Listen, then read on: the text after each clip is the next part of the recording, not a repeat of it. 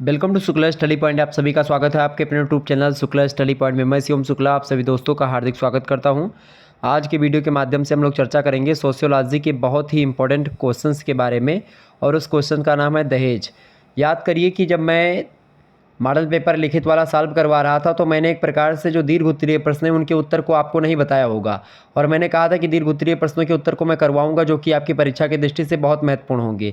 तो दहेज से आपकी परीक्षा में दीर्घ उत्तरीय का एक प्रश्न और लघु उत्तरीय या अति लघु उत्तरीय में से एक प्रश्न हमेशा पूछा आता है, मतलब कि दो प्रश्न आपके दहेज को लेकर के पूछे आते हैं। दहेज की परिभाषा, दहेज का अर्थ, दहेज के क्या कारण है और दहेज का निवारण कैसे किया जाता है, दहेज का दुष्परिणाम क्या क्या हो सकता है, सारे पहलुओं पर चर्चा करने का प्रयास इस वीडियो के माध्यम से हम करेंगे। तो लिखित परीक्षाओं के लिए बहुत इंपॉर्टेंट होगा डॉक्टर राम मनोहर लोहिया अवध विश्वविद्यालय, जननायक चंद्रशेखर बलिया विश्वविद्यालय, वीर बहादुर सिंह पूर्वांचल विश्वविद्यालय या अन्य विश्वविद्यालय जिनकी परीक्षाएं ऑब्जेक्टिव होने वाली हैं उनके लिए बहुत मतलब लिखित होने वाली हैं, उनके लिए बहुत महत्वपूर्ण होगा यह लेक्चर। चलिए हम जानने का प्रयास करते हैं। ये प्रश्न आपकी परीक्षा में एकदम से 100% आने वाला है, एकदम से श्योर आप मान लीजिए कि ये प्रश्न आपकी परीक्षा में आएगा। तो दहेज की अवधारणा को विस्तार से हम लोग समझ लेते हैं, ठीक है। सबसे पहली बात, दहेज का अर्थ और परिभाषा हम जानेंगे कि आखिरकार दहेज होता क्या है और इसकी परिभाषा क्या है। प्रश्न आपसे क्या पूछेगा इसमें, प्रश्न आपसे ऐसे पूछेगा कि दहेज को परिभाषित कीजिए, इसके कारणों और दुष्परिणामों की व्याख्या कीजिए, या फिर आपसे प्रश्न पूछ सकता है कि दहेज क्या है, परिभाषा दीजिए एवं सिद्ध कीजिए कि यह एक सामाजिक बुराई है दहेज। अथवा प्रश्न आपसे ये पूछ सकता है कि दहेज से आप क्या समझते हैं, दहेज की समस्या का समाधान करने वाले उपायों पर प्रकाश डालिए। तो कुछ ऐसे प्रश्न आपसे बन सकते हैं। तो जो भी प्रश्न आपसे बनेगा दहेज से रिलेटेड आप आसानी से कर पाएंगे अगर आपने इस वीडियो को अंत तक देखा। चलिए अब हम जानने का प्रयास करते हैं कि अपराध की अर्थ मतलब अपराध का क्या दहेज का क्या अर्थ है और परिभाषा क्या है। दहेज जो है एक सामाजिक बुराई है, एक प्रकार से एक सामाजिक समस्या भी बन चुकी है आज के परिवेश के हिसाब से अगर देखिए वर्तमान में, ठीक है। तो दहेज एक समस्या का स्वरूप या रूप तब ग्रहण कर लेता है जबकि वर पक्ष कन्या पक्ष से धन और सामान की सौदेबाजी करके विवाह निश्चित करता है। मतलब पहले से ही तय हो जाता है कि भैया 2 लाख रुपया और एक हीरो होंडा स्प्लेंडर आपका मिलेक है, ठीक है। ऐसे पहले फिक्स हो जाता है दहेज में। पहले लड़की वाले पक्ष के लोग आते हैं, गाँव वगैरह में आप देखे होंगे या कहीं पर भी शहरों में आप देखते हैं कि जब एक प्रकार से लड़की वाले आते हैं शादी ढूंढने, तो एक प्रकार अच्छा लड़की वाले भी हैं, वो अपनी लड़की को अच्छे जगह भेजना चाहते हैं। तो जब अच्छे लोगों के यहाँ जाते हैं तो वो लोग डिमांड करते हैं कि भाई मुझे एक कार चाहिए। अगर ज़्यादा अमीर होते हैं या सरकारी नौकरी है तो एक कार तो फिक्स हो जाती है पहलवे से, ठीक है। चाहे 4th ग्रेड की नौकरी है, सरकारी है, तो आपका 4 चक्का मिलेगा एकदम से तय होएगा। तो इस प्रकार से क्या होता है कि भाई लोग देते भी बहुत सारे हैं और जिनके पास है वो तो दे रहे हैं, लेकिन उनके चक्कर में जो गरीब हैं बेचारे उनको भी मजबूरी में खेत और बेच करके किसी न किसी तरीके से देना ही पड़ता है, ठीक। तो एक प्रकार से एक प्रतिष्ठा की बात अब जो है हो चुकी कि भाई फलाने के शादी में इतना दहेज मिला था और बगलिए के और शादी हुए उनमें दहेज नहीं मिला तो बड़ा बवाल होता है उनका। मतलब कि एक अगर दहेज ज़्यादा मिला तो आपके सामाजिक प्रतिष्ठा ज़्यादा है। आजकल लोग ई भावना से एक प्रकार से दहेज लेते और देते हैं। तो दहेज को हम समझने का प्रयास करेंगे। तो दहेज जो था पहले जब हुआ करता था, अभी हम समझेंगे बताएंगे आपको, हालांकि समझें तो शायद इतने पर ही दहेज दानवी स्वरूप ग्रहण कर लेता है जब उसको सौदेबाजी में एक प्रकार से होता है। यदि यह सौदेबाजी कन्या पक्ष की आर्थिक स्थिति के अनुकूल और उसकी भावना के अनुरूप होती है, दहेज तब विरोध को जन्म देता है। जब असमर्थ और मांग की तुलना में आर्थिक दृष्टि से आसक्त कन्या पक्ष को निश्चित धन और सामान आदि देने के लिए विवश किया जाता है और उसे आत्मा के अंश के रूप में पाली गई योग्य और सुकुमारी कन्या के भावी सुख और चैन की आशा में कर्ज लेकर के या घर संपदा को बेच करके वर पक्ष की मांग पूरी करनी पड़ती है। मतलब मजबूरी में देना ही पड़ता है। अथवा पढ़ी लिखी लड़की अपने माता पिता की चिंता और व्याकुलता से परेशान होकर चुपचाप आत्महत्या करके अपनी फूल सी काया को स्वयं ही काल के गाल में झोंक देती है। या तो ये होता है, अथवा विवाह के बाद माता पिता की सामर्थ्य से अधिक दहेज लाख कर भी बेचारी सुंदर और सुयोग्य वधू दिन रात सास ससुर और नंदों के ताने सुनती है। पतिदेव की एक प्रकार से झिड़कियां और मारपीट ही नहीं सहती, बल्कि अनेक बार क्या होता है उनके द्वारा मतलब कि नृशंसता पूर्वक जला करके मार डाली जाती हैं। आपको बता दूं कि कई सारे ऐसे केस आए हैं कि जहां पर पति पत्नी मतलब कि पति ने और पति के मतलब कि जो माता जी यानी सास और ससुर ये सब मिल करके और ननंद ये सब मिल करके उसको मगर दहेज का मिला जला देती हैं। मतलब कई कांड आप लोगों ने सुना होगा इससे पहले। अब थोड़ा सा इस पर जब से कानून वगैरह बना है तब से कुछ मामला थोड़ा सा थमा है, लेकिन आज भी आप देखते दहेज को लेकर के बहुत ज़्यादा डिमांड हो रही है। लगातार लड़के पढ़ भी इसीलिए रहे हैं कि शादी होगी, अच्छी शादी होगी और दहेज मिलेगा अच्छा खासा, इसीलिए लोग पढ़ाई भी कर रहे हैं कि अगर पढ़ाई नहीं करोगे तो शादी नहीं होगी। अब तो एक नया ट्रेंड चल रहा है कि भैया फलाने के विवाह में अगर 2 लाख मिला रहा तो हमरे में 2 लाख चाहिए, ठीक है। लेकिन अब फलाने ने क्या कर्म किया था जो उनको मिला। अच्छा, दहेज को मैं एक प्रकार से दूसरे नज़रिए से देखता हूँ। जैसे कि अगर दहेज कोई व्यक्ति किसी लड़की का पिताजी अगर अनुरूप मतलब वो ठीक ठाक कमाते हैं और देना चाहते हैं कि भाई मैं वर पक्ष को दूंगा, ठीक है, मैं भेंट स्वरूप देता हूँ, उपहार देता हूँ कन्या के साथ, तो वो दे सकते हैं, उसको लेने में कोई बुराई नहीं है। लेकिन अगर आप ये डिमांड करें कि नहीं हमको दहेज चाहिए, अब इतना ही नहीं हमको इतना दहेज चाहिए, इसके लिए आप लगातार प्रेशर कर रहे हैं कन्या पक्ष की ओर, तो ये गलत बात है, ठीक है। और कन्या पक्ष वालों को भी एक प्रकार से अपने अनुरूप ही वर ढूंढना चाहिए। ज़्यादा एक प्रकार से जो है शाहरुख खान और सलमान खान को नहीं ढूंढना चाहिए कि बहुत ज़्यादा हैंडसम और बहुत ज़्यादा कमाने खाना वाला चाहिए। अपने अनुरूप जैसे आप हैं वैसे ही अगर आप ढूंढेंगे तो थोड़ी सी क्या होगी, आसानी होगी आपको वर ढूंढने में भी, और आपकी कन्या भी ठीक ठाक तरीके से रहेगी, उसको ताने नहीं सुनने पड़ेंगे, उसको मारपीट नहीं सहनी पड़ेगी। तो ये थोड़ा सा आपको देखना पड़ेगा, ठीक है। तो दहेज का रूप जो है एक अलग प्रकार सा अब आज के वर्तमान परिवेश में होता जा रहा है। लोग पढ़ लिख करके दहेज की आशा करते हैं। कहा गया कि भाई शिक्षा, अगर आप शिक्षित होंगे तो दहेज कब मिलेगा, मतलब कि दहेज को मतलब कि रोका जा सकता है। लेकिन आजकल जो युवा हैं पढ़ लिख कर के भी दहेज लेना चाहते हैं। आजकल की कुछ कन्याएं भी हैं जो अपने माता पिता को कहते नहीं दे दो दहेज दो, फ़ोन पे बातचीत होती, पहले में फिक्स रहता है। बड़ी एक प्रकार से दुविधा हो चुकी है आजकल के शादी विवाह में। देखें, हालांकि हम लोग पढ़ रहे हैं समाजशास्त्र में दहेज, तो दहेज निरोधक अधिनियम आया था 1961 में पहले आया और उसको संशोधित किया गया 1986 में। तो दहेज निरोधक संशोधित अधिनियम 1986 में दहेज की परिभाषा दी गई कि विवाह के संबंध में वर यानी कि जो वर पक्ष होता है पुरुष वर्ग का, यानी कि जो दूल्हा होता है, अथवा वधू माने कन्या यानी कि दुल्हन, अथवा किसी अन्य व्यक्ति को दी गई अथवा दिए जाने के लिए करार की गई संपत्ति या अन्य मूल्यवान प्रतिभूति दहेज होगी। ऐसा दहेज निरोधक अधिनियम 1986 में, जो कि 1961 का संशोधित रूप है, उसमें बताया गया दहेज की परिभाषा कि भाई विवाह के संबंध में विवाह से रिलेटेड वर अथवा वधू दोनों को यहाँ पर हो सकता है। वधू पक्ष मतलब कि कन्या पक्ष भी देता है और वर पक्ष भी देता है, कहीं कहीं पर आप देखते हैं। तो वर अथवा वधू अथवा किसी अन्य व्यक्ति को दी गई अथवा दिए जाने के लिए करार की गई जो संपत्ति होती या अन्य मूल्यवान कोई वस्तु होती है, जो कीमती वस्तु होती, प्रतिभूति कोई होती, प्रतिभूति माने कोई कीमती वस्तु, ठीक है, तो उसको दहेज में हम गिन लेते हैं, ठीक है। दूसरे विद्वान आते हैं, मतलब कि ये विद्वान है मैक्स रेडिन महोदय कहते हैं कि साधारणतया दहेज का वह तात्पर्य है जो विवाह होने पर एक पुरुष अपनी पत्नी अथवा उसके परिवार से प्राप्त करता है। मतलब अपने जो पुरुष होता है वो जिस कन्या के साथ शादी करता है, उस कन्या के माता पिता के द्वारा वधू को मतलब कि वधू के माता पिता के द्वारा वर के माता पिता को या स्वयं वर को एक प्रकार से कुछ दिया जाता है, संपत्ति दी जाती है, उसी संपत्ति को दहेज कहते हैं, ठीक है। इसके अलावा एनसाइक्लोपीडिया ब्रिटानिका में परिभाषा दी गई दहेज की कि दहेज उस संपत्ति को कहते हैं जो कि एक स्त्री अपने साथ लाती है अथवा जो उसके समय दी जाती है। मतलब किसके समय दी जाती है, शादी के समय दी जाती है। तो एक ऐसी संपत्ति जो एक स्त्री अपने साथ लाती है या स्त्री की जब शादी या पहले शादी तय होती है। मैं आपको वर्तमान बताऊं सरल भाषा में, जैसे आप में से जैसे बहुत सारी लड़की होंगी, बहुत सारे लड़के आप लोग वीडियो देख रहे हैं, तो आप लोगों की भी बियाहू वगैरह आते होंगे गाँव वगैरह में या शहर में, आप कहीं पर हो तो बियाहू आते हैं। तो जब बियाहू आते तो घर पर पहले बात होती है, लड़का लड़की फ़ोटो वोटो दिखाते हैं इधर उधर। अब फ़ोटो वोटो जब देख लेते हैं उसके बाद में क्या होता है कि भाई लड़का ठीक है चलो पसंद है, लड़का पसंद हो गया, लड़की पसंद हो गई, तो उससे पहले जो होता है मतलब दिखाई नहीं हुई है, फ़ोटो में ही पसंदा हो रहा है।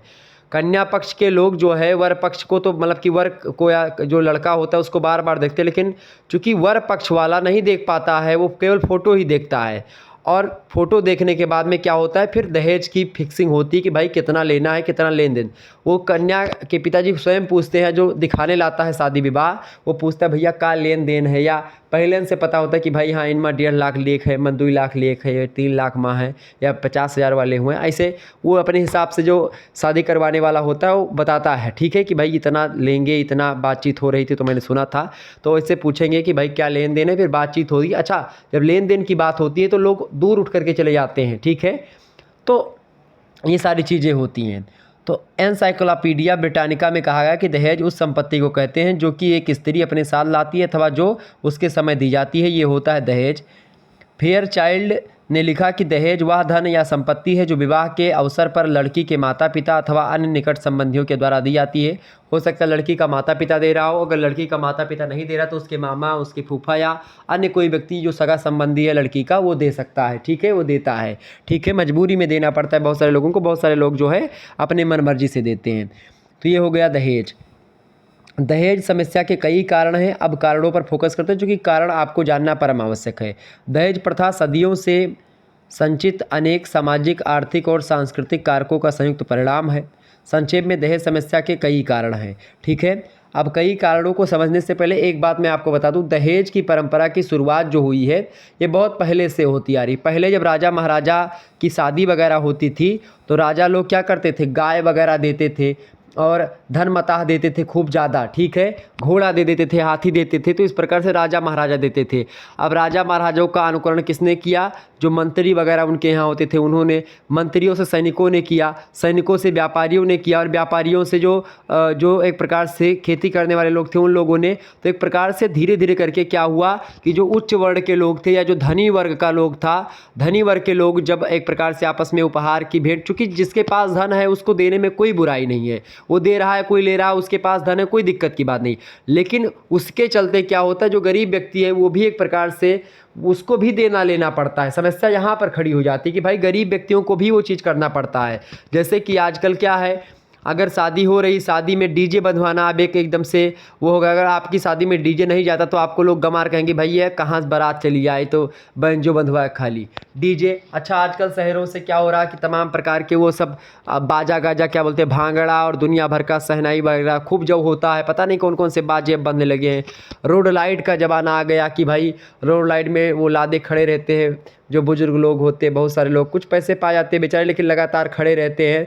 अब बहुत सारे एक आध दो लोग तो बेहोश कभी कभी हो जाते हैं उसे खड़े खड़े, गर्मी में जब ज़्यादा शादियाँ होती है तो ये सब एक प्रकार से बड़ा प्रकरण हो जाता है। तो शादी ब्याह अब एक प्रकार जितनी कमाई आपकी धरी होती है सब नष्ट हो जाती है, क्योंकि इतना ज़्यादा फंक्शन बढ़ा लेते, इतना ज़्यादा चीज़ें हो जाती उस समय कि भाई व्यक्ति खेत वोत बेचता है किसी तरीके से, खेतों नहीं है तो कर्जा लेता है किसी से, बैंक से कर्जा लेता है। अच्छा, बैंक गरीब लोगों को बैंक भी कर्जा नहीं देता है। अगर आप बिना खेत के या बिना किसी के वो जाओगे कर्जा मांगने बैंक से कि भाई मुझे ज़रूरत है आप कर्जा दे दो, तो बैंक आपको कर्जा नहीं देगा। बैंक तब आपको कर्जा देगा जब उसको पता चलेगा कि भाई आपके पास कुछ संपत्ति जिसको बाद में हम जब्त कर सकते हैं, जब आप उसको पैसा नहीं देंगे, ठीक है। लेकिन होना चाहिए गरीब व्यक्तियों के लिए भी कुछ व्यवस्था करनी चाहिए सरकार को भी कि भाई गरीब व्यक्ति भी अपने ऊपर किडनी फेफड़ा के ऊपर कुछ तो ले सके, कुछ तो ले सके, उसकी देह की कीमत कुछ तो एक प्रकार से बताओ। अब उसके पास मानते खेत नहीं, गरीब घर में पैदा हुआ बेचारा, अब वो क्या करे, अगर पूंजी भी नहीं उसके पास एकत्रित हो पा रही तो आगे चल करके वो बेचारा क्या कर पाएगा। तो पूंजी एकत्रित करने के लिए कुछ व्यवस्था तो सरकार को करनी ही चाहिए ना कि गरीब व्यक्ति अमीर कैसे बने, ठीक है। इसको लेकर के सरकार को कुछ नीति जरूर बनानी चाहिए। हालांकि ये मैं कोई एक प्रकार से ना तो सलाहकार हूँ और ना ही इतना ज़्यादा ज्ञानी हूँ कि मैं सरकार को सलाह दे सकूँ, लेकिन जो गरीबों की रिक्वायरमेंट होती है वो तो ज़रूर सरकार को सुननी चाहिए और जाननी भी चाहिए, ठीक है। तो पहले बड़े बड़े लोग ये करते थे दहेज वाला, लेकिन अब जो गरीब लोग हैं वो बेचारे अनुकरण के चक्कर में, फैशन के चक्कर में कहते हैं दुनिया तबाह है, तो तबाह एकदम से हो चुका है। अब मन कोनो दुई राय नहीं है, सब 2 नंबर 3 नंबर जोन में कमाए पावत हैं, पैसा खो बघाए पैसा कमात हैं, मतलब किसी तरीके से बस पैसा कमा लेते हैं। ये देखते नहीं कि भाई सामने वाले को, अगर मैं पैसा कमा रहा हूँ तो सामने वाले पर क्या उसका असर पड़ रहा है, या सामने वालों की जेब से अगर पैसा मैं निकाल रहा हूँ तो सामने वाला कहाँ से कमाया होगा, इसको नहीं सोचते हैं। सब अपना सोच रहे हैं और स्वार्थ के चक्कर में पूरी दुनिया एकदम से पगलाई हुई है। सब पैसा और बढ़ाना चाहते, सब पैसा डबलिंग करना चाहते हैं। कई सारे बैंक तो भाग ही गए इसी डबलिंग के चक्कर में। तो ये सब एक प्रकार से लोग करते हैं और वो सब पैसा कमा करके क्या कहाँ पर खर्च करते हैं, शादी ब्याह में खर्च करते हैं और अन्य स्थानों पर खर्च करते हैं। तो क्यों इतना ज़्यादा एक प्रकार से टिटिमा करना, और क्यों ज़्यादा एक प्रकार से, मैं नहीं कहता कि मैं शादी ब्याह के खिलाफ़ हूँ, लेकिन अगर आपके पास पैसे नहीं है शादी करने की तो कोई ज़रूरत नहीं कि समाज क्या कहेगा शादी नहीं कर पाए। आप किसी मंदिर में जाइए, आसानी से पुजारी जी रहते हैं, उनको कुछ 150 दक्षिणा देंगे, वो स्वस्ति वाचन बोल देंगे और मांगलिक श्लोक बोल देंगे। मांगलिक श्लोक के साथ साथ जयमाला हो जाएगा वहीं पर, उसके बाद में सिंदूर उंदूर लगा लो, काम खत्म, हो गई शादी। ठीक है। अब पैसा नहीं तो उसके चक्कर में आप क्या करोगे, परेशान हो जाओगे एकदम से, पूरा डीजे और बैंजो बधवा करके ही डांस करते हुए शादी होगी। अगर नहीं है तो प्लीज़ खेत वोत ना बेचे किसी शादी के चक्कर में, आप ऐसे भी कर सकते हैं। ठीक है। तो ये कई संशोधन होने चाहिए। अब क्या होता है, सबसे पहला कारण दहेज का क्या है, शास्त्रीय नियम का दुरुपयोग हो रहा है। शास्त्रीय नियम का दुरुपयोग कैसे हो रहा है, जैसे कि दहेज का सर्वप्रथम स्रोत हिंदू विवाह शास्त्रीय स्वरूप है। हिंदू विवाह के प्रशस्त स्वरूपों में ब्रह्म विवाह को अत्यंत श्रेष्ठ विवाह माना जाता है। ब्रह्म विवाह के शास्त्रीय स्वरूप में कन्या के पिता को यह निर्देश दिया जाता है कि वह वर का सम्मान करके विवाह के समय अपनी कन्या को वस्त्रों और अलंकारों से सुसज्जित करके विदा करे, और इस नियम का दुरुपयोग लड़के वालों ने किया। वे धन प्राप्त करने के लालच में अपने पुत्रों को बेचने लगे हैं, और इस विक्रय से लड़के वालों को दोहरा लाभ हुआ है। लड़के की कीमत भी घर में आ गई और बिका हुआ माल, मतलब लड़का भी वापस घर में आ गया। स्वार्थी और लोभी लड़के वालों ने ब्रह्म विवाह के नियम का सहारा लेकर के दहेज की मांग प्रारंभ कर दी, और धीरे धीरे यह बीमारी संपूर्ण हिंदू समाज में फैलती गई। और हिंदू समाज ही नहीं बल्कि अब देखिएगा और समाज जो हैं और धर्म के लोग, सब में एक प्रकार से दहेज का हो गया प्रकरण। लेकिन वास्तविक अगर शास्त्रों में देखें तो कोई दहेज वहेज का लफड़ा ही नहीं था। जिसको मन होता था उपहार स्वरूप को दे देते थे कि भाई हाँ चलो शादी हो रही, कुछ दे दिया। अब उसको लोग अपना रहे हैं तो उसमें एक प्रकार से हिंदू धर्म का कोई दोष नहीं है। दूसरा कारण ये है कि विवाह की अनिवार्यता। अच्छा, विवाह की अनिवार्यता, और भारत जैसे देश की अगर बात करें तो भारत में विवाह की अनिवार्यता एकदम से है। बिना विवाह एक प्रकार से अगर आप विवाह नहीं हुआ तो समाज में आपको उच्च दर्जा नहीं मिलता है। हिंदुओं में विवाह करना प्रत्येक व्यक्ति का अनिवार्य कर्तव्य माना जाता है, क्योंकि विवाह के बिना व्यक्ति अधूरा है, अपूर्ण है। ठीक है। चूँकि स्त्री जो होती है अर्धांगिनी होती है, तो बिना स्त्री के एक प्रकार से अधूरा जीवन मतलब कि माना जाता है। हिंदू विवाह एक धार्मिक संस्कार है जिसके बिना गृहस्थ आश्रम में प्रवेश नहीं किया जा सकता, जो 5 महायज्ञों की पूर्ति का 3 ऋणों को चुकाने और पुत्र प्राप्ति के द्वारा मोक्ष प्राप्त करने का साधन है। मतलब कि जो महायज्ञ होते हैं, 5 महायज्ञ हैं, उन महायज्ञों को पूरा करने का, 3 ऋण होते हैं, पितृ ऋण और देव ऋण, ये सब ऋण होते हैं, तो उन ऋणों को चुकाने का।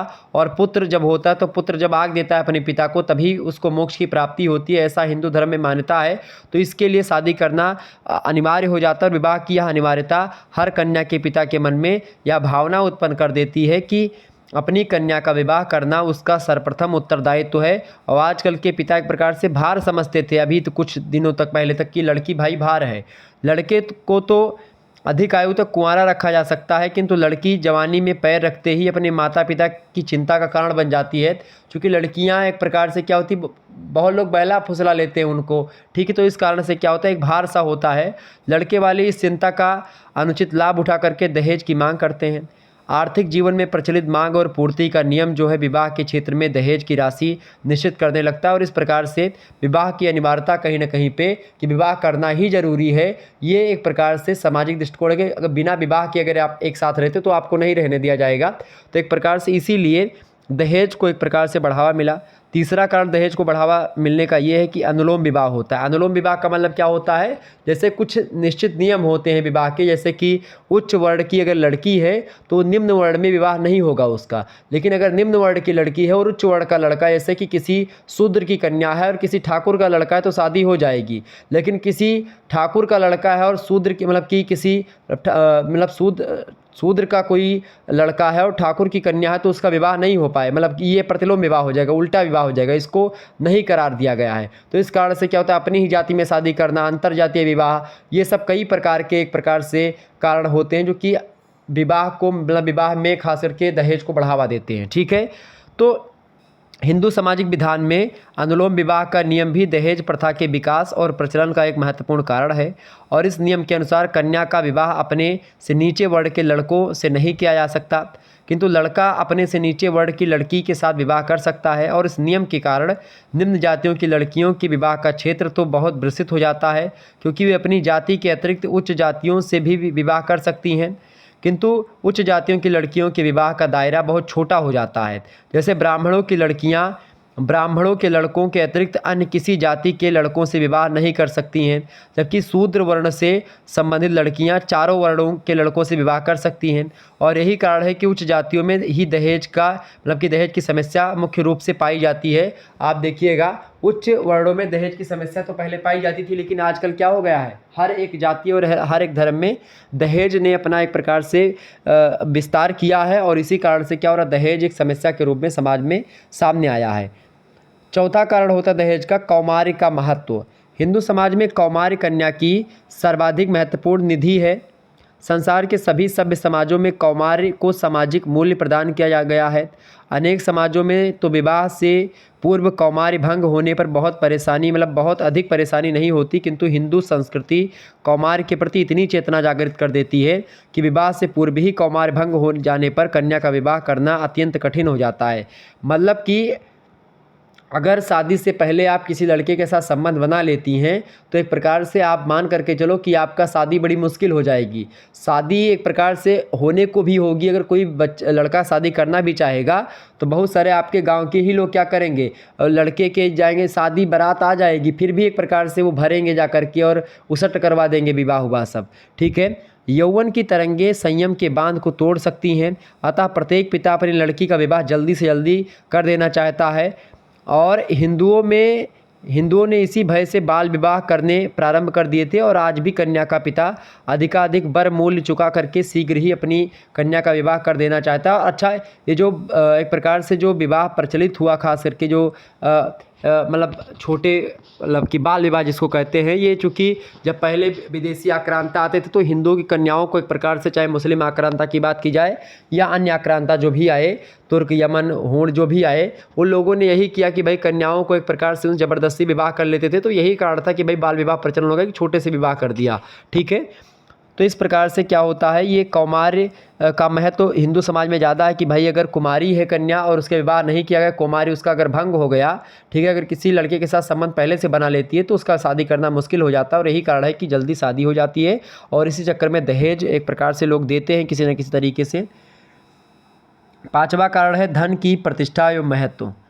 आधुनिक युग में धन सबसे महत्वपूर्ण सामाजिक मूल्य बन गया है आज, और भौतिकवादी मनोवृत्ति के विकास और प्रभाव ने प्रत्येक व्यक्ति को येन केन प्रकारेण धन में वृद्धि करने की प्रेरणा प्रदान कर दी। मैंने शुरुआत में आपको बताया, धन प्रतिष्ठा का प्रतीक है, भले ही वह किसी माध्यम से प्राप्त किया गया हो, आप चोरी डाका कुछ भी करके लाएं, लेकिन अगर आपके पास धन है, आप देखते हैं बड़े बड़े धनी लोग ऐसे सफ़ेदपोश अपराध करते हैं कि उनके घर कोई पुलिस और कोई एक प्रकार से नहीं जाता है। बड़े बड़े लोग जब अपराध करते हैं तो वो एक प्रकार से वो अपराध नहीं होता है, वो लोग एक प्रकार से वैसे हल्के में ले लेते हैं, उनके ऊपर उतना ज़्यादा नियम कायदा नहीं लगता जितना एक गरीब के घर में लगता है। ठीक है, तो गरीबी में एक प्रकार से अगर आप कुछ भी करें, किसी को एक झापड़ मार भी दे रहे तो आप जो तुरंत थाने में चले जाएंगे। अगर कोई बड़ा आदमी है, 2-3 लपोटा किसी को मार दिया तो वो ऐसे घूम रहा छुट्टा सांड जैसे, लेकिन उसको कोई पकड़ने नहीं जाता है। ठीक है, क्योंकि क्या है, उसके पास पैसा है, तो पैसा क्या ना करता। ठीक है, मतलब पैसा हर कुछ करने में सक्षम है आजकल। आज केवल पैसा चल रहा है, बस ये आप सभी लोग जान भी रहे होंगे, मुझे बताने की आवश्यकता नहीं, लेकिन ये गलत है। पैसे को देख करके अगर आप अपनी मानसिकता को बदल लेते हैं या अपने पथ से एक प्रकार से अपने कर्तव्यों का निर्वहन नहीं कर पाते हैं, अपने मार्ग से विचलित हो जाते हैं, तो फिर आप एक प्रकार से इंसानियत का दायरा एक प्रकार से पार कर चुके हैं, आप समझिए। ठीक है, तो लोग अधिक से अधिक धन प्राप्त करने की लालसा के कारण से लड़के वालों को दहेज मांगने के लिए प्रेरित करती है, और लोग एक प्रकार से दहेज लेते हैं धन की, कैसे भी धन ले लें बस धन आ जाए। ठीक है, छठा, क्षतिपूर्ति का साधन। लड़की के शारीरिक और बौद्धिक गुण तथा उसका नैतिक आचरण आकर्षण की वस्तुएं हैं। कुरूप से कुरूप लड़का भी सुंदर से सुंदर लड़की से विवाह करना चाहता है। नालायक से नालायक लड़का भी यह चाहता है कि उसे योग्यतम लड़की मिले, और बुरे से बुरा दुष्चरित लड़का भी सती साध्वी कन्या को ही अपनी पत्नी बनाने की कामना करता है। यही सोचता है कि भाई बस केवल लड़की हमसे ही प्रेम करे और किसी से ना करे। अभी आपने एक मैटर देखा होगा, एक क्या नाम है, ज्योति मौर्य और एक और कोई एसडीएम और कोई सफाई कर्मी, पुरुष और महिला का एक प्रकार से विवाद चल रहा है, आप लोगों ने देखा होगा। तो विवाद का क्या मसला, कि भाई जो है उसने पढ़ा लिखा, लड़की पढ़ लिख गई और वो एक प्रकार से तो उसको धोखा दे गई। तो आप देखिए, ऐसे कई सारे उदाहरण आप पुरुष समाज के भी दे सकते हैं कि पुरुषों ने धोखा दिया स्त्रियों को, और स्त्रियों के भी कई हैं लेकिन कम हैं स्त्रियों के, ठीक है। लेकिन अगर ऐसा एक प्रकार से होता है तो ये गलत है, चाहे स्त्री करे चाहे पुरुष करे। सिंपल सी बात है, अगर स्त्री भी कर रही तो गलत है, पुरुष भी कर रहा तो गलत है। इसको पुरुषों को सुधारना पड़ेगा। जैसे पुरुषों को तो चाहिए कि भाई एक स्त्री अगर अच्छी नहीं है तो दूसरे शादी कर लिया, ठीक है, तीसरे शादी कर लिया, तो लड़कियों को भी तो अधिकार है कि वो दूसरों शादी कर ले, दूसरों के साथ चली जाएं। आप घर में अपनी बीवी मतलब शादी कर लेते हो, घर में आपकी बीवी बैठी है, चार दीवारी में है, आपके माता पिता सब कुछ है, और आप दिन भर एक प्रकार से मार्केट में घूमते हैं, इधर उधर नैन लड़ाते हैं, तो उसमें तो आपकी स्त्री आपको रोकने नहीं जाती। उसको क्या पता कि आप बाहर क्या कर रहे हैं, किसके साथ मुंह काला कर रहे हैं, लेकिन घर में वो बैठी बेचारी। तो अगर उसने कभी मन बना लिया, कभी घूम टहलाई बाहर या कुछ देख दाख लिया इधर उधर, तो आप उस पर एक प्रकार से बहुत ज़्यादा भौंकने लग, मतलब कि एक प्रकार से प्रेशर बनाने लगते हैं। तो यही एक प्रकार समस्या है पुरुष समाज की कि ये अपना करें तो एक प्रकार से फिर वही क्या हो गया, खुद करें तो एक प्रकार से वो रासलीला है, और दूसरा करे तो फिर वही कैरेक्टर ढीला हो गया। तो ये एक प्रकार से क्या होगा, ये दोनों के लिए लागू होता है कि भाई अगर आप कर रहे हो तो मैं भी करूँगा, सिंपल सी बात है, अगर आप नहीं करोगे तो मैं भी नहीं करूँगा। तो ये एक प्रकार से, लेकिन अगर कोई गलत नहीं कर रहा तो उसके साथ गलत करना, जैसे जो हुआ वो गलत है। जैसे अगर ऐसा नहीं है जो आकाश मौर्य कुछ है, अगर वो उसने गलत आपके साथ नहीं किया तो आपको भी गलत नहीं करना चाहिए था, ठीक है। ये होता है कि भाई अगर क्रिया प्रतिक्रिया का नियम फॉलो करें, अगर आपके साथ गलत हो रहा है तो आप भी गलत करें या आप कंप्लेन करें पुलिस में। तो ये सब चीज़ें हैं। तो क्या होता है, बुरे से बुरा दुष्ट लड़का भी सती साध्वी कन्या को अपनी पत्नी बनाने की कामना करता है। लड़कियों की मतलब लड़कियां भी एक प्रकार से अपनी पति के संबंध में यही कामनाएं होती हैं कि पर वे विवश होती हैं क्योंकि वे पराया धन होती हैं। लड़कियों को क्या कहा जाता है भाई कि पराया धन है लड़कियां, और किसी न किसी तरीके से उनकी शादी कर देनी होती है, ठीक है। तो कभी कभी क्या होता है कि मतलब कि वो ना चाहते हुए भी उनको शादी करनी पड़ती है, ठीक है। जिनकी चयनात्मकता यानी सिलेक्टिविटी सिलेक्टिविटी का कोई महत्व नहीं होता लड़कियों की, ठीक है। ऐसी लड़कियों का विवाह आसानी से नहीं होता जो सुंदर नहीं है अथवा जिनमें बौद्धिक, शारीरिक या नैतिक दोष होता है। उनकी इन कमियों की पूर्ति दहेज का धन दे करके लोग करते हैं। मतलब अगर लड़कियों में कोई कज है, कमी है, तो 1-2 लाख रुपए और बढ़ा देते हैं, ठीक है। मैंने कई अपने आसपास के क्षेत्रों में ही ऐसा देखा है। और अपनी असुंदर और विकृत शरीर या मस्तिष्क वाली कन्या, खासकर कन्याओं का विवाह करने के लिए भी लोगों को दहेज देना पड़ता है। चूँकि अगर कन्या अच्छी नहीं है, देखने में कुरूप है, तो लोगों को दहेज 2-3 लाख बढ़ा करके ही देना पड़ता है, इसमें कोई दो राय नहीं है, ठीक है। 7वां कार्ड ये कि सम्मान का प्रतीक। दहेज वर्तमान काल में स्वयं सामाजिक सम्मान का प्रतीक बन गया है। जो व्यक्ति अपनी कन्या के विवाह में अधिक से अधिक दहेज देता है उसकी सामाजिक प्रतिष्ठा बढ़ जाती है। अतः लोग ऋण लेकर के भी अपनी प्रतिष्ठा का प्रदर्शन करने के लिए अधिक से अधिक दहेज देने का प्रयत्न करते हैं, और लोग लेने का प्रयत्न भी करते हैं। इस प्रकार सम्मान का प्रतीक है, लोग ज़्यादा से ज़्यादा दहेज भी देने का प्रयास करते हैं। दहेज का दुष्परिणाम क्या, इसको जान लेते हैं। पहला दुष्परिणाम है कि माता पिता को दुश्चिंता होने लगती है। दहेज की चिंता में अनेक माता पिता दिन रात घुटते रहते हैं। कई बार क्या होता है कि समाज में प्रतिष्ठित और भले आदमी लड़की के लिए उपयुक्त दहेज की व्यवस्था करने में असमर्थ हो जाते हैं, और इसके कारण से वो आत्महत्या कर लेते हैं। पहला दुष्परिणाम। दूसरा दुष्परिणाम दहेज का ये होता है कि प्रेम विवाह, यानी कितनी ही पढ़ी लिखी योग्य कन्याएं जब अपने माता पिता को अपने विवाह के लिए परेशान देखती हैं तो ये बहुत दुखी हो जाती हैं, और दहेज को उनके दुख का कारण समझती हैं। और ऐसी अवस्था में वो क्या कर लेती हैं, अंतरजातीय विवाह या प्रेम विवाह करके अपने माता पिता की परेशानी दूर कर देती हैं और भाग जाती हैं किसी लड़के के साथ। क्योंकि प्रेम विवाह में दहेज की कोई समस्या नहीं होती है, किंतु ऐसे विवाह प्रायः असफल हो जाते हैं। जो प्रेम विवाह होता है, लव मैरिज, वो आप देखते चूँकि कोई सामाजिक प्रतिष्ठा का वो नहीं रहता। लड़की और लड़का का जो विवाह होता है, पूरा गांव भर इधर का है, उधर का पूरा गांव समाज है, तो सभी लोग आपस में देखते कि भाई हाँ हमारे साथ में सामने शादी होती, तो कभी कोई अगर मसला होता, झगड़ा लड़ाई होता, तो उनके माता पिता, गांव पटीदार सब लोग समझाते हैं कि भाई झगड़ा हुआ है, अब 7 जन्म आपको साथ में रहना, कि साथ ही में रहना है पूरा जन्म, ठीक है। तो इसके कारण से प्रेम विवाह एक प्रकार से असफल इसलिए होता है चूँकि उसमें कोई गवाही वगैरह बहुत कम होते, तो इसी कारण से असफल हो जाता है। और चूँकि क्या होता है कि उसमें एक दूसरे के बीच में जो तालमेल होता है वो गड़बड़ हो जाता है प्रेम विवाह में, ठीक है, घर वालों का साथ नहीं मिलता। तीसरा जो एक प्रकार से दुष्परिणाम है दहेज का, वो होता है आत्महत्या की प्रेरणा। दहेज की व्यवस्था करने में असमर्थ माता पिता की चिंता और उनके कष्ट को देख करके अनेक भावुक कन्याएं आत्महत्या कर लेती हैं, और वो ये समझती हैं कि उनके ही कारण माता पिता का जीवन दुखी हो गया, और इसी कारण से वो आत्महत्या कर लेती है। चौथा दुष्परिणाम ये है दहेज का कि कन्या शिशु की हत्याएं। दहेज के भय ने कतिपय उच्च जातियों में कन्या शिशु की हत्या की दानवी प्रथा को जन्म दिया है। कुछ जातियों में जन्म के समय ही कन्याओं को मार देने की परिपाटी प्रचलित हो गई है, मतलब कि जैसे कन्या पैदा हुई तो उसको ख़त्म कर दो, मार दो। तो एक प्रकार से कन्या शिशु की हत्याएँ भी एक प्रकार से आपको देखने को मिलती दहेज के कारण से। ठीक है। पांचवा दुष्परिणाम यह है कि बाल विवाह तथा अनमेल विवाह। दहेज मतलब इसमें क्या होता है कि दहेज प्रथा ने बाल विवाह और अनमेल विवाह को प्रोत्साहन दिया। दहेज प्रथा ने बाल विवाह और अनमेल विवाह की कुप्रथाओं का विकास किया। माता पिता थोड़ा बहुत दहेज देकर के अपनी लड़कियों का विवाह बचपन में ही कर देते हैं। जितनी अधिक आयु होगी कन्या के लिए उतनी ही अधिक आयु का लड़का ढूंढना पड़ता है, जो अधिक योग्य होने के कारण से अधिक दहेज देकर के ही प्राप्त किया जा सकता है। क्योंकि जब लड़का छोटा होता है तो उसका एक प्रकार से कोई पैसा वैसा कम कमाता है, लड़का कमाता ही नहीं है, तो उस समय बड़े जल्दी निपट जाते हैं। और बाद में लड़का अगर ज़्यादा कमाने लगे तो फिर तो उसको ज़्यादा दहेज देना पड़ता है, इसीलिए पहले से विवाह कर देते हैं। नवयौवना कन्याओं का विवाह बूढ़े या अधेड़ या पुरुषों के साथ इसलिए कर दिया जाता है क्योंकि बूढ़े वर्ग को दहेज नहीं देना पड़ता है। किंतु इस प्रकार के अनमेल विवाह से लड़की का दाम्पत्य जीवन नीरस हो जाता है। उसका यौवन पुष्प खिलने से पहले ही मुरझाने लगता है। उसका दाम्पत्य जीवन आनंद से शून्य हो जाता है।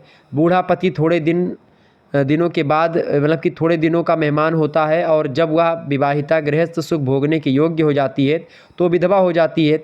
और इसीलिए वैधव्य हिंदू नारी के लिए सर्वाधिक दुखद अभिशाप होता है और समाज में कोई स्थान नहीं होता। अब एक प्रकार से वर्तमान समाज में अगर विधवा की बात की जाए तो विधवा को लोग एक प्रकार से एक्सेप्ट कर रहे हैं, और विधवा को वो एक प्रकार से मिलता है जो उसको सुख मिलना चाहिए, और उसको भी सामाजिक प्रतिष्ठा मिलती है। अब नहीं, ये पहले होता था कि विधवा को देख लिया तो भाई हमारा काम बेकार हो गया। अभी भी बहुत सारे लोग ऐसी मानसिकता रखते हैं, हालांकि ऐसा कुछ होता नहीं है। ठीक है, ये बात ध्यान रखिएगा। छठा देखिएगा, अनैतिकता का व्यभिचार में वृद्धि। चूँकि अपना अगर मैं सनातन धर्म की बात करूँ, हिंदू धर्म की बात करूँ तो बड़ा ज़बरदस्त धर्म है, लेकिन इसको अगर आप फॉलो करेंगे अच्छे तरीके से, उचित ढंग से फॉलो करेंगे और पढ़ेंगे इसको, तब जान पाएंगे। अगर आप किसी सुनी सुनाई बातों पर फोकस करेंगे तो आप नहीं समझ पाएंगे। सिंपल सी बात। अनैतिकता और व्यभिचार में वृद्धि होती है दहेज के कारण से। दहेज अनैतिक आचरण और व्यभिचार को बढ़ावा देता है। समय रहते दहेज न जुटा पाने के कारण माता पिता बड़ी आयु तक लड़कियों का विवाह नहीं कर पाते। बहुत सारे ऐसे माता पिता आप देखने को मिलेंगे। इसके अलावा और मजबूरी में अपनी काम वासना को दबाने का प्रयत्न करती हैं लड़कियां, किंतु संयम की एक सीमा होती है। सभी लड़कियां अधिक आयु तक ब्रह्मचर्य व्रत का पालन नहीं कर पाती हैं और यौन आवश्यकता और अक्सर बड़ी उम्र की कुमारियों को अनैतिक यौन संबंध स्थापित करने के लिए मजबूर कर देते हैं और वे व्यभिचार में फंस जाती हैं। और स्पष्ट है कि दहेज व्यभिचार को भी बढ़ावा देता है। दहेज के कारण से क्या होता है, कभी कभी व्यभिचार भी एक प्रकार से या अलग तरीके से अनैतिक संबंध बनाना पड़ता है लड़कियों को, क्योंकि जब ज़्यादा समय हो गई भाई, एक कंट्रोल की सीमा होती जैसा कि यहाँ पर बताया गया, तो इसको भी थोड़ा ध्यान में रखना होता है। तो दहेज व्यभिचार को बढ़ावा भी देता है। सातवां जो एक प्रकार से दुष्परिणाम है दहेज का, वो ये होता है कि निर्धनता में वृद्धि होती है। सामान्य आय वाले, मध्यम श्रेणी के तथा कम आय वाले लोग अपनी लड़कियों के दहेज के लिए उनके जन्म से ही पैसा बचाना और एक प्रकार से पैसा जोड़ना शुरू कर देते हैं। वे अपने खाने पीने, बच्चों के पालन पोषण और अन्य आवश्यक खर्चों में निरंतर कटौती करते करते एक प्रकार से इकट्ठा करते हैं पैसा को, और कर्ज लेकर के दहेज पूरा करने में निरंतर कष्ट सहते रहते हैं और निर्धन हो जाते हैं, और उनका जीवन स्तर दहेज के कारण से एकदम से गिर जाता है। तो ये कारण एक प्रकार से दहेज का दुष्परिणाम है। निर्धनता में वृद्धि होती है दहेज के कारण से।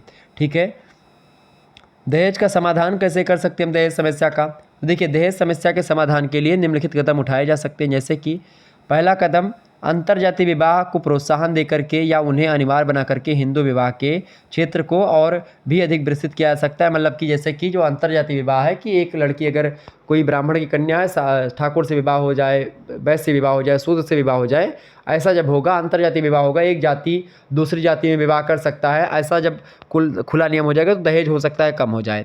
दूसरा समाधान ये हो सकता है कि लड़कियों की शिक्षा का और अधिक प्रचार प्रसार किया जाए। इससे भी क्या होगा, दहेज जब ज़्यादा लड़की पढ़ी लिखी होगी, लड़की पढ़ी लिखी कुछ कमाएगी तो लोग दहेज वैसे ही मांगना बंद कर देंगे। ठीक है। तीसरी बात, लड़कियों को आत्मनिर्भर बना करके भी दहेज की समस्या का निराकरण किया जा सकता है। अगर लड़कियां आत्मनिर्भर होंगी, नौकरी करेंगी तो कोई दहेज नहीं मांगेगा। ठीक है, लड़की भी कमा रही है। ठीक है। लेकिन लड़के क्या करते हैं, अच्छा लड़कों को भी शादी वगैरह उसी की अच्छी होती, लड़कों में भी दहेज जरूर नहीं कि लड़के पक्ष के लिए ही सारे जिम्मेदार, लड़की पक्ष के लिए भी बहुत जिम्मेदार है। क्योंकि हर एक लड़की को हैंडसम लड़का चाहिए, हर एक लड़की को एक प्रकार एकदम सुंदर और एकदम सुशील और सरकारी नौकरी वाला एकदम से पैसा रुपया हो, जो शॉपिंग करवाए, ये करवाए, वो करवाए, दुनिया भर का फलान ढमाक, उसको भी बहुत ज़्यादा कमाने खाने वाला चाहिए लड़कों को। तो लड़कियां यही सोचती कि हमारा जो शादी हो, हमारा पति हो, वो खूब कमाता धमाता हो। तो जब खूब कमाता धमाता पति ढूंढोगी, शॉपिंग ढूंढोगी, तो माता पिता को तो दहेज देना ही पड़ेगा। तो यही कारण है दहेज का, कई कारण हो सकते हैं। तो लड़कियों को आत्मनिर्भर बना करके ही दहेज की समस्या का निराकरण किया जा सकता है। चौथी बात, दहेज के विरुद्ध समाज में जनमत जागृत करने तथा उच्च वर्ग के लोगों द्वारा अत्यंत सीधे सादे एवं सरल ढंग से अपने बच्चों के विवाह करने का निश्चय करने से शेष समाज को दहेज न लेने की प्रेरणा दी जा सकती है। मतलब जब उच्च वर्ग के लोग दहेज नहीं देंगे तो जो निम्न जाति के लोग हैं, निम्न वर्ग के लोग हैं, वो भी एक प्रकार से अनुकरण करेगी, भाई फलाने ठाकुर ने या फलाने ब्राह्मण ने, शुक्ला ने दहेज नहीं दिया या दहेज नहीं लिया, तो हम भी दहेज नहीं लेंगे। ऐसा लोग अपनाते, बहुत सारे लोग अपने गाँव के जो उच्च वर्ग के लोग या उच्च जाति के लोग हैं, उनके द्वारा किए गए कर्मों को अपनाते कि भाई फलाने नहीं कर रहे हैं तो मैं भी नहीं करूंगा, फलाने अपने शादी में गोला नहीं दागे हैं तो हम भी गोला नहीं दागेंगे, ठीक है, डीजे नहीं बंधवाए तो हम भी डीजे नहीं बंधवाएंगे। लेकिन अगर वही डीजे बंधवा रहे हैं तो आपको भी डीजे बंधवाना, एक प्रकार से वो कहेंगे भाई फलाने के मन डीजे रहा, हमारा डीजे बंधवा चाहिए, ठीक है, ये सब होता है। इसके अलावा पांचवा समस्या का समाधान ये हो सकता है कि दहेज की समस्या के निराकरण में सबसे अधिक योगदान अविवाहित नवयुवक कर सकते हैं। यदि प्रत्येक नवयुवक या दृढ़ संकल्प कर ले या दृढ़ निश्चय कर ले कि वह अपने विवाह पर ना तो स्वयं दहेज की मांग करेगा और ना ही अपने अभिभावकों को दहेज लेने देगा, तो समस्या का मूल कारण ही नष्ट हो जाएगा। और इसके लिए दहेज विरोधी युवक संघ बनाए जाने चाहिए जो सामूहिक प्रयास करके युवकों को विवाह पर दहेज लेने से रोकेंगे। तो एक प्रकार से ऐसा जब होगा तो दहेज पर रोक लग जाएगा। दहेज को वास्तव में समस्या तभी समझा जाना चाहिए जब वह सामान्य आवश्यकता की वस्तुओं और कन्या के सौभाग्य और सुखी जीवन की कामना के लिए दिए गए वस्त्र अलंकारों की भेंट का अतिक्रमण कर जाए। प्रत्येक समाज में मतलब कि जब ज़्यादा हो जाए, ज़बरदस्ती लिया जाए, मांगा जाए, ठीक है, तब उसको समस्या समझना चाहिए। प्रत्येक समाज में माता पिता या सगे संबंधी और मित्रादि विवाह के शुभ अवसर पर अपनी सामर्थ्य के अनुसार विभिन्न प्रकार के उपहार भेंट करते हैं। हिंदू विवाह गृहस्थ आश्रम में प्रवेश करके दाम्पत्य जीवन की व्यवस्था करने का नाम है, जिसे धार्मिक कर्तव्य समझा जाता है। और विवाह के बाद भी जीवन भर लड़की का अपने पितृगृह से निरंतर अटूट संबंध बना रहता है। और माता पिता, आप देखते हैं प्रत्येक माता पिता की स्वाभाविक इच्छा रहती है कि वे अपनी सामर्थ्य के अनुसार अपनी कन्या को गृहस्थ जीवन के लिए उपयोगी वस्तुएं उपहार में देते रहते हैं और देते भी हैं, ठीक है। और इस सीमा तक स्वेच्छा से स्नेह के कारण से दी गई वस्तुओं को समस्या मानना उचित प्रतीत नहीं होता है। लेकिन जब ज़बरदस्ती मांगा जाए कि नहीं कूलर देना है तो कूलर ज़बरदस्ती लेना है, हीरो होंडा स्प्लेंडर ज़बरदस्ती लेना है कि नहीं दोगी तभी एक प्रकार से घर में आने देंगे, नहीं तो नहीं लाएंगे, ये सब बेकार, ये दहेज के लिए अगर कोई करता तो उसके खिलाफ़ केस होना चाहिए, ठीक है। प्रदर्शन के लिए अनावश्यक धन और भेंट देना तथा विवाह की शर्त के रूप में लड़कों वालों के द्वारा विशेष धनराशि या वस्तुओं की मांग करना अनुचित है और अवैध माना जाना चाहिए। कानून के द्वारा अप्रत्यक्ष दहेज को रोकना कठिन कार्य प्रतीत होता है। और जिस प्रकार बड़े बड़े अधिकारियों से लेकर के निम्न श्रेणी के कर्मचारी तक अधिकतर लोग प्रत्यक्ष या एक प्रकार से मतलब प्रत्यक्ष रिश्वत नहीं लेते हैं, यह कार्य मेज के ऊपर नहीं बल्कि मेज के नीचे चलता है। और आप देखते हैं कि इसीलिए रिश्वत नहीं रुक रही है, क्योंकि वो मेज के ऊपर नहीं ली जाती, मेज के नीचे ली जाती है, क्योंकि यह लेने वाले तथा देने वाले दोनों को लाभ पहुंचाती है। संभवतः दहेज देने वाला भी अपनी लड़की को अधिक कमाऊ या बड़े वर्ग के लड़के की बधू बनाने के लिए अप्रत्यक्ष दहेज देता है। मतलब वो एक प्रकार से कहीं ना कहीं पे वो बहुत ज़्यादा धनवान लड़का ढूंढने का प्रयास करते हैं जो लड़की के माता पिता होते हैं, और यही कारण है कि दहेज देना ही पड़ता है उसमें। जब तक दहेज देने वाला अपनी प्रतिष्ठा के लिए या मजबूरी में दहेज देने में ही अपना कल्याण समझता है, तब तक दहेज को केवल उसी सीमा तक कानूनन रोका जा सकता है जिस सीमा तक कानून रिश्वत को रोक सकता है। दहेज की समस्या का अंतिम समाधान तो जन जागरण है और अंतः प्रेरणा से ही संभव है कि भाई लोग खुद ही जान पाएँ कि भाई दहेज नहीं लेना है हमको, ठीक है, लो, ज़बरदस्ती मत मांगो, ठीक है, जो मिल रहा है वो लो। अपना आए कि भाई हम तुमको 1.5 लाख रुपए देंगे, ठीक है भैया 1.5 लाख रुपए दो, काम ख़त्म करो, चलो, ठीक है, जो बाराती जाए उनकी सेवा पाती कर दो, बस हो गया काम। तो एक प्रकार से अब इसमें क्या होता है कि जो है पड़ोसी ताना बोलते हैं, जो स्त्रियाँ होती है बगल में, कितना पाइन हो, कितना पाइन, कितना मिलत हो का, ऐसे पूछते हैं बगल बगल में। आप देखिए कभी, हम तो बहुत सुने हैं इधर उधर, हमारे गांव में ऐसा खूब होता है कि कितना मिला हो, कितना चढ़ाए ना तिलकिया माँ। अरे यार क्या मतलब कितना चढ़ाए थे, निपट रहा है, शादी विवाह हो रहा है, तो इतना ही बहुत बड़ी बात है। तो ये सब एक प्रकार दहेज का कारण, समाधान, समस्या का सारी चीज़ें मैंने आपको बता दी। तो दहेज से रिलेटेड कोई भी प्रश्न पूछा जाएगा, आप आसानी से इन्हीं जितनी चीज़ों को मैंने बताया है, ये चीज़ अगर आपकी समझ में आ गई होंगी तो आप आसानी से दहेज के बारे में कुछ भी पूछे। और हालांकि आपकी परीक्षा में लगभग 10 से 15 नंबर, यहाँ पर आपको बता दूं 15 नंबर आपका अधिकतम तैयार हो चुका है। तो आप लोग यह वीडियो एक प्रकार से देख लिए हैं तो आपका लगभग 15 नंबर फिक्स हो गया, ठीक है। बाकी और मॉडल पेपर में देता रहूँगा, और भी वीडियोज़ आपकी प्लेलिस्ट में पड़ी हुई हैं, आप लोग वीडियोज़ को देख लीजिएगा, ठीक है। प्लेलिस्ट में वीडियोज़ ऑलरेडी हैं। चलिए धन्यवाद, मिलते हैं फिर नेक्स्ट वीडियो में, तब तक के लिए जय हिंद जय भारत। आप सभी का बहुत बहुत धन्यवाद हमारे से जुड़ने के लिए। बीए फोर्थ सेमेस्टर सोशियोलॉजी का एक प्रकार से मॉडल पेपर ही है ये 2023 का, बीए फोर्थ सेमेस्टर का समाजशास्त्र का, जिसमें दहेज की परिभाषा, अर्थ, कारण, निवारण और एक प्रकार से दहेज के दुष्परिणाम के बारे में भी हमने जाना और समझा, ठीक है। समझ में आ गई चीज़ें। चलिए फिर, और इसी प्रकार से पॉलिटिकल साइंस या अन्य सब्जेक्ट के कुछ जो इंपॉर्टेंट क्वेश्चन से दीर्घ उत्तरीय उनको मैं चर्चा कर रहा हूँ। तो आप सभी लोग इस सीरीज को ज़्यादा से ज़्यादा मात्रा में लाइक करें, शेयर करें और सब्सक्राइब करें चैनल को। धन्यवाद, मिलते हैं नेक्स्ट वीडियो में।